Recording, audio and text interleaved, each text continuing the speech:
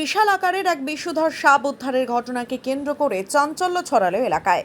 ঘটনাটি মাথাভাঙা শহরের কলেজ মোড় এলাকার। জানা গিয়েছে, এদিন কলেজ মোড়ে ট্রাফিক পয়েন্টের কাছে ইলেকট্রিক তারের উপর একটি বিশাল আকৃতির সাপ দেখতে পান স্থানীয়রা। এরপরই খবর দেওয়া হয় মাথাভাঙা বন দপ্তরে। পাশাপাশি বিশাল আকৃতির সাপ দেখতে পেয়ে ভিড় জমে যায় এলাকায় এবং গুরুত্বপূর্ণ মোড় হওয়ায় সৃষ্টি হয় যানজটেরও। পাশাপাশি খবর পেয়ে বন দপ্তরের নির্দেশে ঘটনাস্থলে আসে সর্পপ্রেমী মফিজুল বাজিকর। এদিকে যানজট নিয়ন্ত্রণে পৌঁছয় ট্রাফিক ওসি শ্যামল শাহ। অবশেষে দীর্ঘক্ষণের চেষ্টায় সাপটিকে ধরতে সমর্থ হয় সর্বপ্রেমী মফিজুল বাজিকর। ট্রাফিক পয়েন্টের উপরে থাকা পাখির বাসায় পাখির ডিম বা পাখির বাচ্চা খাওয়ার জন্যই হয়তো সাপটি উপরে উঠেছিল, এমনটাই মনে করা হচ্ছে।